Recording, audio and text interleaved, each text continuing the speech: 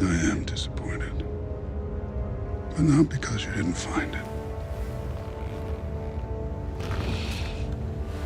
But because you did. And you lied. What was the real reason why Thanos did not collect the Infinity Stones earlier? Fine. I'll do it myself. Before we jump into the video, the March giveaway is this 24-inch theatrical scale Captain America shield. To enter is simple. 1. Like the video. 2. Subscribe and hit the bell notification. 3. Leave a comment below if you believe Thanos will attempt to make a new gauntlet in Endgame. Exclusive Avengers Endgame merch linked in the description below. Badass. In this video, we will be answering what directly prevented Thanos from collecting the stones prior to Infinity War? Why didn't we see him collect the Power Stone on Xandar? And why did Odin possess what is seemingly a fake Infinity Gauntlet? Odin's treasures. Fake. Most of the stuff in here is fake.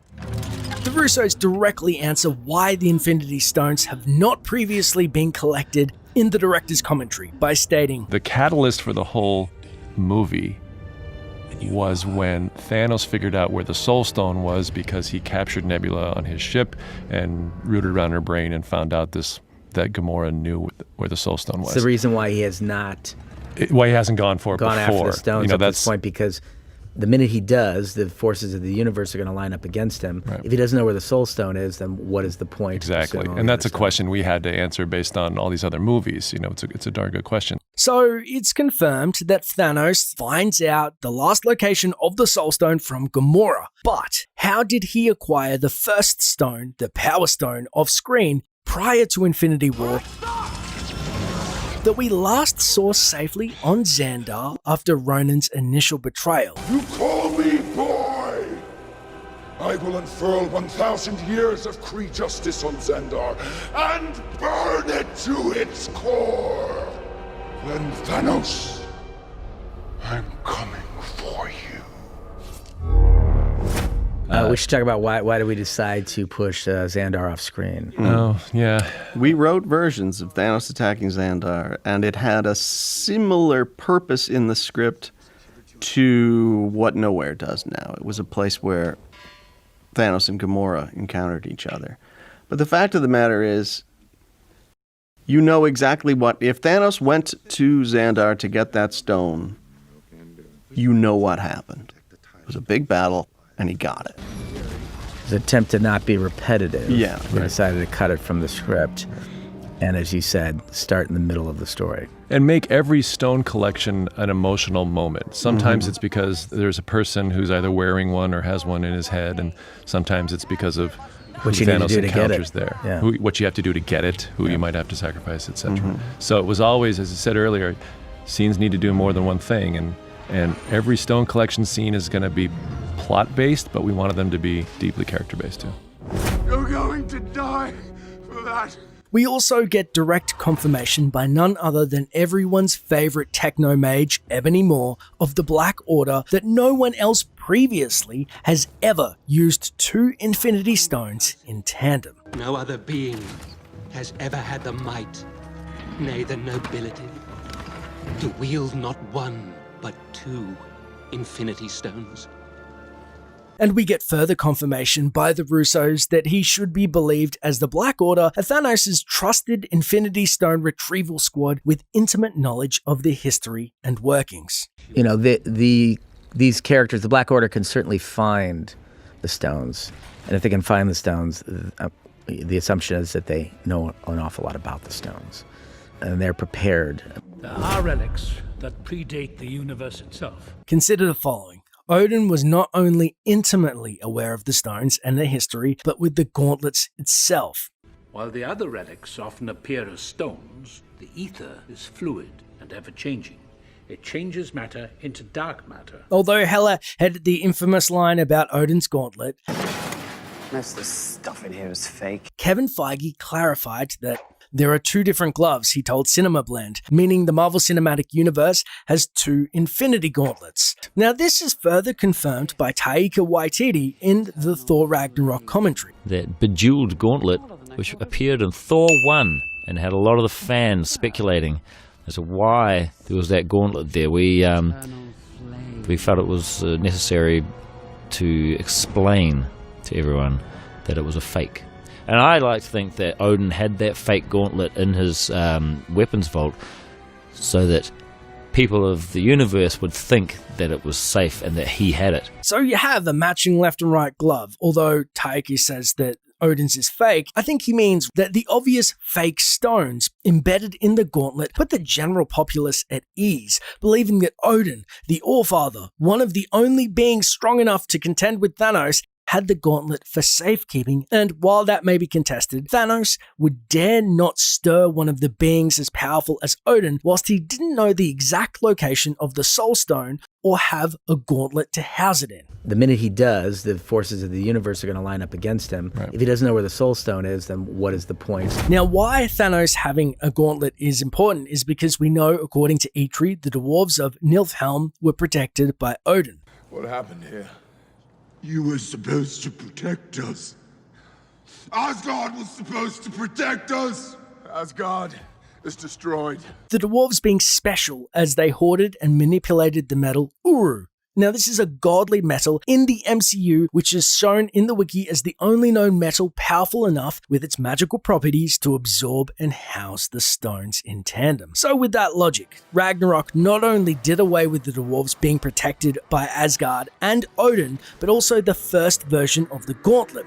If Odin was alive, even if Thanos had all of the stones, Odin would be on high alert to protect the dwarves and the gauntlets at all costs. And Thanos, without a housing unit, wouldn't have the power to use them all in tandem, which is where the stones become nigh unstoppable.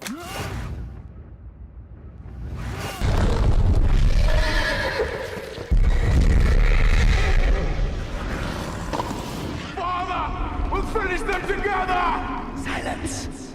But why didn't Odin himself simply put the stones together in his gauntlet? I think that Vision probably tackles this question most eloquently. Our very strength invites challenge. Challenge incites conflict.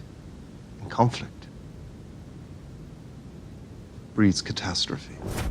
It's shown that Odin's father, Bor Burison, in Thor the Dark World, upon defeating the Dark Elves, he acquired the Aether, which we later find out is the Reality Stones. Instead of keeping the stone for himself and using its power, his direct command upon having it in his possession was to... Shall we destroy it? If only we could. But its power is too great. Bury it deep. Somewhere no one will ever find it. Thor, also at the culmination of Dark World, has in his possession the Reality Stone, but instead of keeping it in tandem with the Tesseract, aka the Space Stone, in the vault, he entrusted it to the Collector. But if I may ask, why not keep it secure in your own vault? The Tesseract is already on Asgard. It is not wise to keep 2 Infinity Stones so close together. That's very wise. But why? It wasn't just the Avengers affected by the snap. It was half the living beings in the universe indiscriminately. If you think the Avengers are pissed off, he wiped out 50% of all living creatures. Imagine a more powerful being like Galactus going about his business, who consumes planets and people as his profession, losing half of its dinner. It is known by many names. My people called it Galactus, the devourer of worlds. In the Infinity Gauntlet comics, beings who were entities representing even the fabric of reality itself came after Thanos once they realized the unbalance that he had just caused. Unfortunately for the MCU's Thanos, his gauntlet just broke post-snap, which makes him a fair target for everyone at this point. Although that explains why he didn't collect the stones earlier and why Odin was pivotal in keeping the stones at bay, There is a fan theory floating around that hypothesizes it may have been Odin who actually possessed the Soul Stone until he passed away. We know that the Soul Stone has a wisdom about it. Soul holds a special place among the Infinity Stones. You might say it has a certain wisdom. Which A, requires sacrifice, and B, actually makes you somewhat death-proof, as seen when Thanos was teleported into the gem to directly avoid being killed post-snap. So Thanos is transported through the power that was needed or required to wipe out half the life in the universe into this dream state inside the Soul Stone. And he is allowed one last meeting with that which he gave up to get there. Odin mirrors Thanos in a large way, having to sacrifice Hela, his only daughter at the time, for the greater good and to maintain a peace in the universe. Through one reason or another, Odin changed his ways and realized that, peace was a way better thing to strive for. But Hela, who was brought up on the battlefield and was a conqueror and was basically raised as a conqueror, couldn't let that go and, wanted to keep spreading their empire and keep conquering and keep taking worlds. Also consider that Hela only reappeared the moment Odin died, and when he died, the stone returned to Vormir and Hela was freed. Problem with these theories are manifold, as why Hela wouldn't be locked in the Soul Stone, and instead we see her in Hell, and how she nearly escaped and the Valkyries were all slaughtered by her until Odin himself put a stop to her. Though that could be the fact that she was so powerful that not even the Soul Stone could contain her, and maybe she wasn't physically in the stone, but rather transported to Hell as a part of the deal or pact of her sacrifice. Now, while this theory is somewhat flawed, I think it would be amazing nod and entwine the roles of Odin and Thanos, having to sacrifice their only daughters for what they believe is the greater good, with the reverse roles of Hela being the antagonist, and of course Gamora being the victim. I think it would be amazing to entwine both of their stories, that the Soul Stone had a heartbreaking history that was in fact doomed to repeat itself. Tell me what it needs. To ensure that whoever possesses it understands its power. The stone demands a sacrifice. Of what? In order to take the stone, you must lose that which you love. A soul for a soul.